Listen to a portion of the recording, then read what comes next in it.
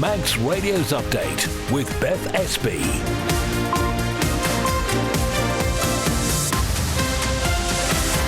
Well, first, my good evening. Welcome to the programme where we'll take you through some of the main stories that have been hitting the headlines today. Coming up, an MHK questions what he describes as government's habit of going back to the cupboard. We'll find out exactly what he means in just a few minutes. Also tonight, we're going to hear part of an interview with Holocaust survivor Eva Schloss, recorded when she was on the island back in 2010. Later, we'll find out about a rather unusual visitor with a painful sting that's been appearing on Manx shores. And we'll talk to the remarkable fundraiser who's completed 30 marathons and 3 ultramarathons on consecutive days.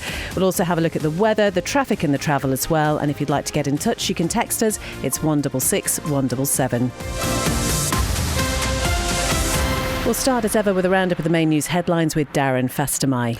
Fastamai. Conditions have now improved on the island following a yellow weather warning for ice this morning. Out at sea, however, the poor forecast means tonight's sailings to Heysham and back is subject to possible disruption or cancellation. A decision is expected shortly. A backbench MHK has criticised governments for falling back on reserves to balance the books.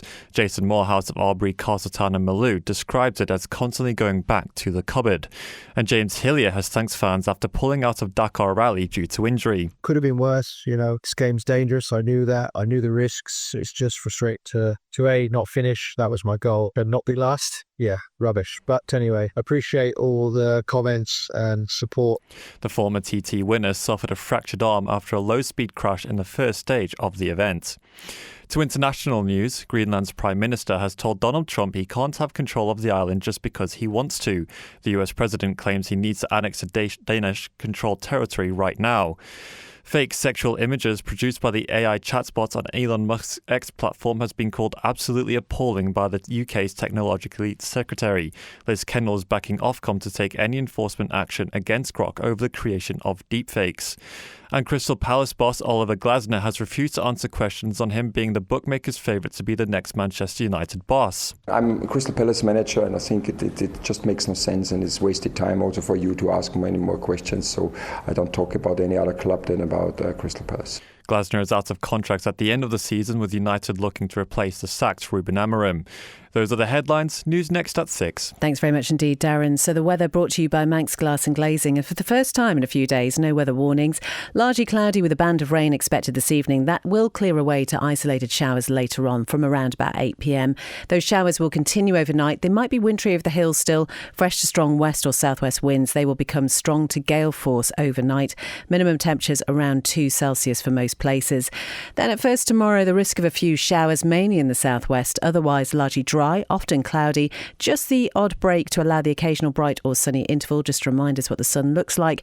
And those winds will gradually decrease in the afternoon as well. Top temperatures tomorrow around 6 Celsius. Manx Glass and Glazing can supply and install single, double and triple glazing. Call 674 573 or visit the showroom on the Snugborough Trading Estate. Do you listen to Update here on Manx Radio, 3.5 minutes past 5. And next month, the 2026 budget will be presented to Tynwald for members' approval, the final one of this current administration. Now, one aspect that attracted criticism 12 months ago is likely to do the same again this time, especially since a Tynwald committee has told government that the practice of continuous borrowing against reserves is just plain wrong.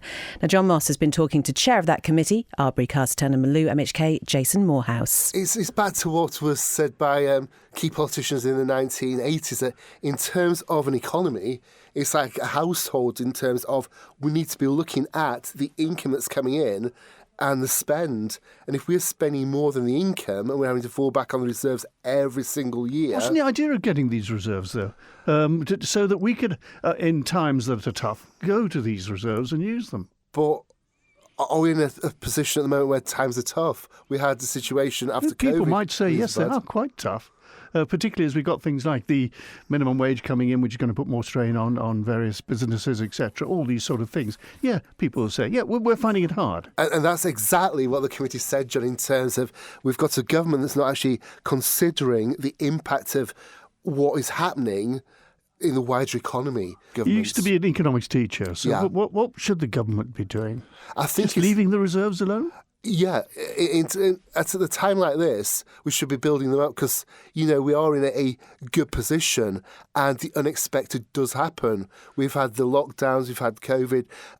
It's only 15 years ago, 2009, slightly over 15 years ago, when we had the cut in our revenue sharing agreement. The VAT, the famous VAT. That was a massive drop. But reserves are there, presumably, to spend, aren't they? I mean, not all of them, obviously, but a percentage. Yeah.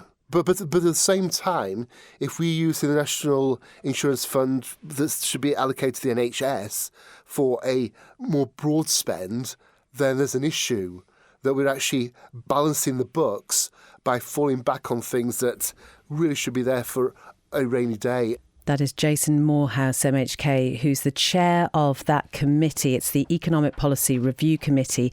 And in December, it made 11 recommendations for change after reviewing the role of the Treasury, the structural deficit, and also the use of reserves. Now, in response to all this, a Treasury spokesperson has told us that Treasury acknowledges the publication of this report, which will be laid before Tynwald this month.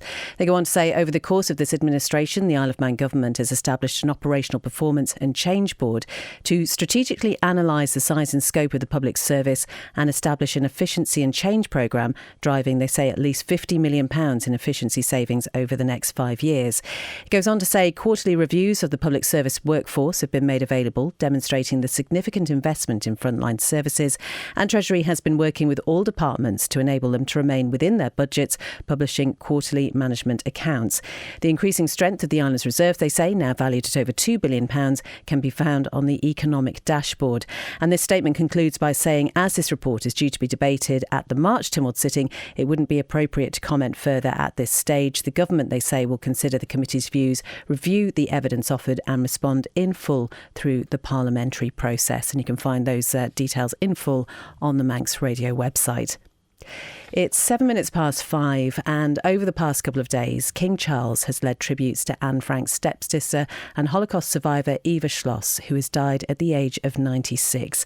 Now, in 2010, there was an exhibition held in Peel Cathedral. It was called Anne Frank and You, and it was a tribute to the young Jewish girl who, along with her family, hid for years in occupied Netherlands before being betrayed to the Nazis and taken to a concentration camp where she died. The story of her ordeal has been a best-selling book for years. And Eva Schloss came to the island to promote the exhibition here, and at that time she was interviewed on Manx Radio about her own ordeal. Now, I should say at this point, some listeners may find the content of this interview distressing. We were one day in prison, then we were sent to a holding camp. So after a couple of days being in this holding camp, in the morning our name was called out and we were put on transport in a cattle truck. 100 people pushed in. Terrible journey, as you can imagine. No air, just buckets for toilets, just a bucket for water, nowhere to really sit. And it was May, it was very, very hot. So after about 3-4 days, the train stopped and we heard the doors being opened. Beautiful day with blue sky, and we had to jump down and wonderful fresh air. And then we saw the sign, Auschwitz. And we knew that was a death camp. I was just 15, my brother had not turned 18 yet, and we thought, well, this is the end of our lives. So you can imagine the next command right away, men and women to different sides. So it was a horrendous farewell with all the men and the fathers and the sons and the mothers saying goodbye to each other. And they were pulled away and they marched away to a different part. So my mother and me entered the camp. Many people had to give up their children. So we marched into the camp, into a big barrack. The next command, undressed completely naked. And the Germans were walking around laughing and poking at us. Again, you can imagine the humiliation of us. Next thing, we were all tattooed. All our hair was shaved, and while this was going on, it took many hours. They told us, the family you have been parted with, if you go outside, you will already smell, they're already dead, they've been already gassed. What an incredible woman she was. That was Eva Schloss, interviewed on Manx Radio when she was over here on the Isle of Man in 2010. You're listening to Update here. It is coming up to 5:10, and the recent storms have brought quite an unusual visitor to the shoreline of the Isle of Man. Now, resembling jellyfish, Portuguese man-o-war are vivid blue animals, and they've been reported on a number of beaches around the island recently. The Manx Wildlife Trust says while they are fascinating to see, people really do need to admire them from a distance. Lewis has been talking to Marine Officer Dr. Lara Howe. Portuguese man-o-war are known as Cnidarian. They come from the family of Cnidarian, so similar to jellyfish but not the same thing. They're actually a group of individual organisms that work together collectively. So some will form the sail, some will form the tentacles and things like that. So they're related to jellyfish in that they have stinging cells, but they're not jellyfish. They're actually hydroids, and they're here because they've drifted here with wind.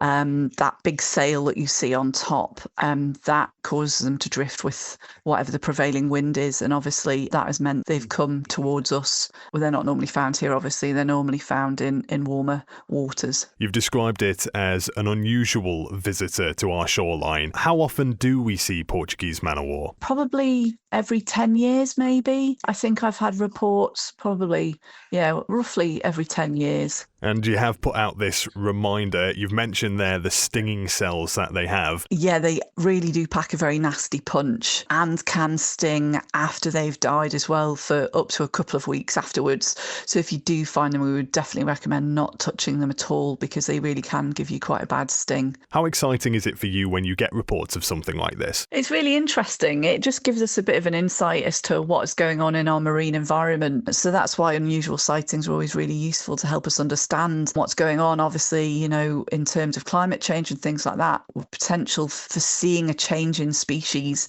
moving into Manx waters. So unusual sightings that are reported may not be unusual for very much longer. They may become more normal. So it's important that we try and track that kind of thing. That is Marine Officer with the Manx Wildlife Trust, Dr. Lara Howe, talking to Lewis there about Portuguese man-o-war. We've seen lots of pictures of these on social media over the past few days, and as Lara was saying there, do not go near them because they can sting really badly. I think the advice generally is if you do get stung, you rinse the sting off. You use tweezers to remove any of the tentacles. Don't use your bare hands to do it, and you soak the area in hot water. But you might be well advised to seek some medical attention if you've got any concerns at all. 5:12. Now, the Isle of Man is not a viable option for a number of providers of financial products. This is according to a financial advisor over here. So currently there are 6 main mortgage lenders, 2 life insurance providers and only 1 credit card provider. Well, Paul Chase is from Financial Options here in Douglas. One of the disadvantages we have on the Isle of Man is, or maybe advantages, depending on how you look at it, but we are limited in terms of the credit card options that you can actually have. So if someone has spent money on the credit card that they've got, there's not a great deal of options to be able to actually switch to a 0% or a balance transfer. So it's even more important to make sure that you manage any credit that you do have as well as you possibly can do. Is that something that you think is potentially going to change over the next 12 months, or something that should be looked at more by politicians really in terms of with the upcoming election? Yeah, I think access to financial products on the island is limited. If you look across the whole range of things, we've got 6 main lenders in terms of mortgages. We've got officially 1 credit card that you can actually get, and then another one which is more like a sort of a charge card, or 2 charge cards I think they're sort of available. So we have certain limitations on that. We've only got 2 term assurance providers. One of the large ones actually bought the third one which we used to use. So if you want to buy life insurance now, basically we are limited to 2 main providers. So there is a slight restriction in terms of what we can offer to our clients in terms of the sort of financial planning world. And it would be great to see government maybe sort of focus and see if they can encourage some other providers here. We have worked with the government on this, and we have spoken to several providers, certainly in the life insurance field, to see if that's something possible. But the problem is with the catchment area of the Isle of Man, it doesn't seem to be as viable. We're still trying, but at the moment, as I say, we do have those restrictions. That is Paul Chase from Financial Options here in Douglas. Manx Radio Travel, serviced by Quayside Tyres. Well, in the past couple of seconds, just to let you know, the Steam Packet has cancelled this evening's sailing to Heysham, which was scheduled to go at 7:15. Obviously, that means the overnight has been cancelled as well. If you've got any interest in that, then contact the reservations team, 661 if you need to reschedule your sailing. All looking okay down at the airport, although the 6 p.m. Liverpool flight with Loganair has been delayed until 7:35. That arrival. Nothing to report on the police pages. Just a reminder, the Mountain Road is closed until midday tomorrow.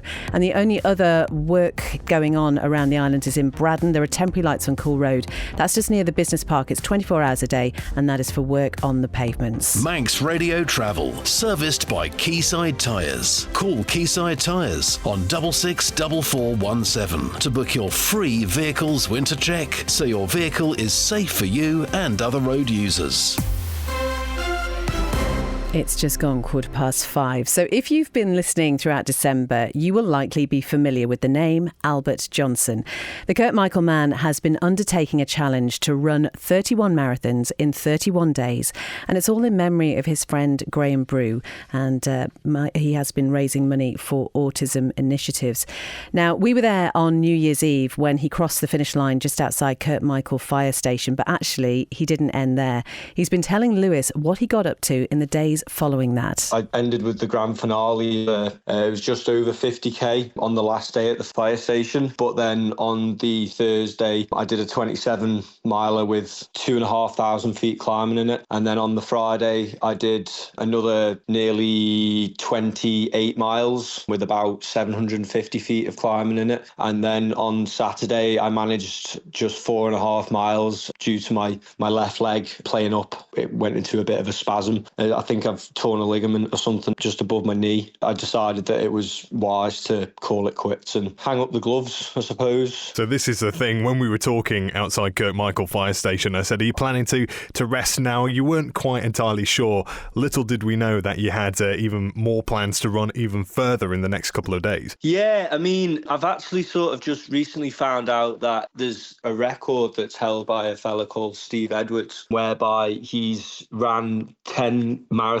consecutively over 10 days, and his average time was 3 hours 32 minutes. And if you actually took the average to my 30 marathons, so I've done 3 times as much as him, the average to mine is about 3 hours 3 minutes, something like that. But yeah, my fastest was about 2 hours 47, with my slowest being 3 hours 14. So I'm pretty gobsmacked. I think maybe next time I might have to do 10 marathons back to back consecutively officially in order to be a world record holder. But just the fact that I know that I'm capable of doing it in itself is very humbling and very satisfying, to say the least. Any kind of idea in your mind now when you might be able to take that on? Well, I'm quite an impatient person, so yeah, I'll be looking to do that in the not too distant future, shall we say, my good man. And obviously you'll be the first person to know when I draw that up and make a commitment on that. Isn't he incredible? Albert Johnson talking to Lewis there. And what was really lovely is that when Lewis spoke to him yesterday, Albert was so giving about Adam Horsey, who was doing his ultramarathon along the promenade, and spoke really highly of him as well, and was going to go down and give him some support. So Albert, not only did he complete 30 marathons and 3 ultramarathons consecutively, he's now got his sights on that world record. And at the time we're talking now, he's raised over just £9,000 for autism initiatives, which is incredible. 18 minutes past 5. So have you made a New Year's resolution yet? Was it something to do with weight? Because it's that time of year when gym memberships spike, diet companies start rubbing their hands together, people look to shift some of those extra Christmas pounds. Well, we've got an intuitive eating counsellor here on the Isle of Man who's really urging us to rethink what we consider to be healthy. Dr. Beth Goodwin is from Life for Everybody and has been giving us her top tips for a healthier 2026. My answer might be a bit controversial because they're probably the opposite of what we're usually told, especially in January. So tip number 1, don't diet. don't count calories, don't drastically cut portion sizes. We have really strong evidence that dieting doesn't work long term. Most people will lose weight, but then most people will also regain the weight, often plus some extra, and often are left feeling like they're a failure. And that cycle of losing and then regaining weight has actually been seen to be far more damaging to our health, both physically and mentally, than it is helpful. So don't diet. Tip 2 is watch how you talk about food. Notice yourself calling foods bad or naughty and take a pause. When we make food a moral issue, we make it good or bad, we then make ourselves feel good or bad for eating certain foods. But when food is just food and it's not forbidden, it loses its excitement. So a more helpful way to think about food is that all foods have a role. Some foods give us energy, some support our physical health, some bring us pleasure, comfort, connection to other people, and all of it matters, just in a different way. Tip 3, don't cut foods out. Unless you have an allergy or a medical reason, there's no strong evidence that if we all cut out a specific food, it will improve our health. Whereas if we can focus on including all foods instead, that tends to lead to a more varied diet, so more nutrients and a better mental health too. That is Dr. Beth Goodwin, and is the reason that I'll be eating a load of crisps tonight. So don't diet this new year. You can find out more from Beth on the Manx Radio website. It's 5:20. Now, the former TT winner, James Hillier, says it's devastating to have to withdraw from this year's Dakar Rally due to injury. He's thanking everyone for their support after suffering an arm fracture in a low-speed crash on stage 1, which has forced him to pull out of the remainder of the race. Hey everyone, just wanted to do a quick video to say thank you. I appreciate all the messages and comments. Really not how wasn't in the plan, and it's frustrating because I genuinely rode reserved slow crash to land awkward on top of my arm on the rocks and ended like this. And also I damaged my left middle finger. I didn't actually get that x-ray, but if it works I could rest now. But really devastating, but it could have been worse. This game's dangerous. I knew that. I knew the risks. It's just frustrating to not finish. That was my goal, was to finish and not be last. Rubbish. But anyway, appreciate all the comments and support.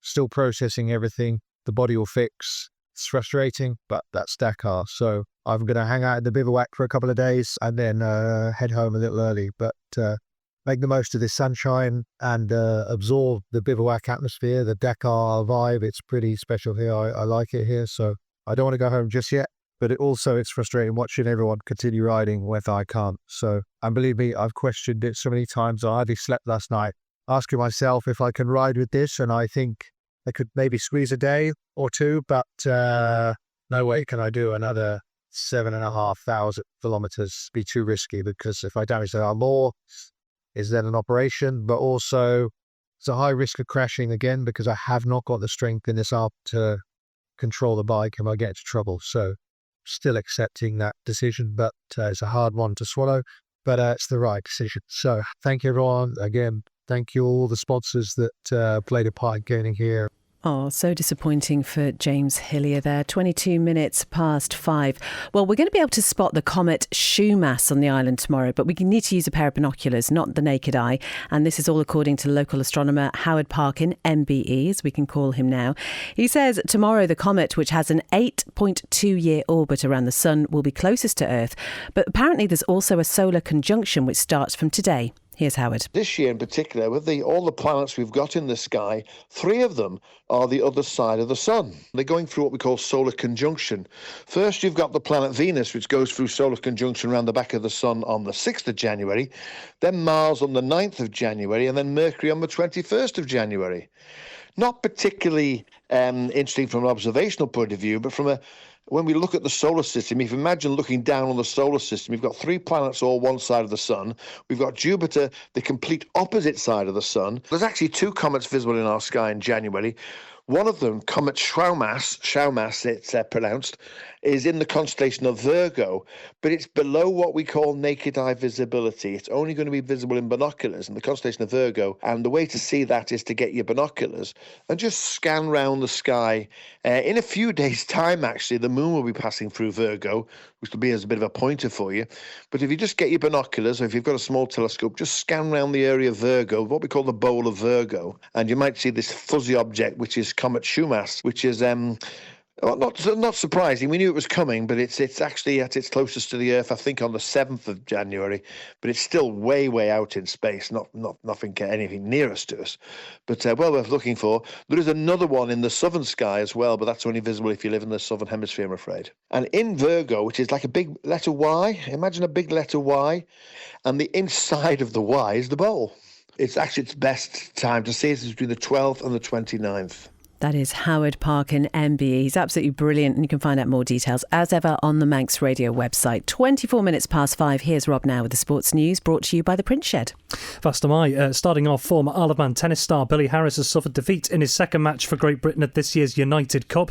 The former Albany and Castletown player was beaten in 3 sets by Greece's Stefanos Tsitsipas, 6-4, 1-6, 6-7 in Perth, Australia yesterday. More generally, that result was part of a 2-1 win for Greece over Great Britain in the final Group E match of this year's series. The other results saw GB's Emma Raducanu lose out in 3 sets to Maria Sakkari, whilst the British pairing of Neil Skupski and Olivia Nichols were victorious in the mixed doubles against Despina Papamikhail and Stefanos Skalaridis. Following the conclusion of the group phase, Great Britain finished second in Group E, meaning they won't progress to the knockouts. Earlier in the event, Harris did take a straight sets win against Shintaro Mochizuki of Japan on Saturday the 3rd of January. Elsewhere, and an up-and-coming Isle of Man rugby talent has made his debut in the Gallagher Premiership. Former Southern Nomads and Castle Rushen High School competitor Patrice Bell was used as a second-half substitute for Sale Sharks during the team's encounter with Bristol Bears on Friday, the 2nd of January. In a closely fought contest, Sharks went on to narrowly lose the contest by a 19-17 scoreline, which saw them secure a losing bonus point. Also involved during the game was 2023 Isle of Man Sportsman of the Year, Bevan Rodd, who was named in the starting 15 before making way for Cy McIntyre in the 60th minute. Elsewhere, whilst it was Bell's maiden appearance in the league, he made his overall senior debut for the Sale Sharks first team in February last year, as the team narrowly beat Newcastle Falcons in the Premiership Rugby Cup. And in football, tributes are being paid following the death of Malou AFC club president Brian Ace Lowy. The Southern club says it's deeply saddened to hear of Mr Lowy's passing, adding he was the definition of a Bala Salaman, devoted to his club and respected by all those who knew him. As well as being a member of Malou's 1966-67 team, which won every game it played that season on the way to promotion, Malou also says he was more than a player, coach and official. He was part of the heart of the village. Rob, thank you very much indeed. And as ever, you can find out all the very latest sports news by going to the Manx Radio website. We've also got our sports Facebook page as well. That is all from Update this evening. Just a reminder that the steam packet sailing to Heysham tonight that was scheduled for 7:15 has been cancelled. That's because of the weather. It obviously means the overnight has been cancelled as well. But all looking okay as scheduled for the morning as things stand. Coming up next, it is an Island Life special. Now, you're going to be hearing a lot more Manx throughout this year because it is the year of the Manx language. And the nation's station and the mother tongue is kicking off this after Update just now. After that, from 6, Chris Kinley will be here with Greatest Hits. Then it's the Folk Show with John Barker from 9, and Dave Moore will be with you from 10 with After Hours. So whatever you're doing this evening, have a good one. Breakfast will be with you with Ben from 6, and Update will be back at 5 tomorrow.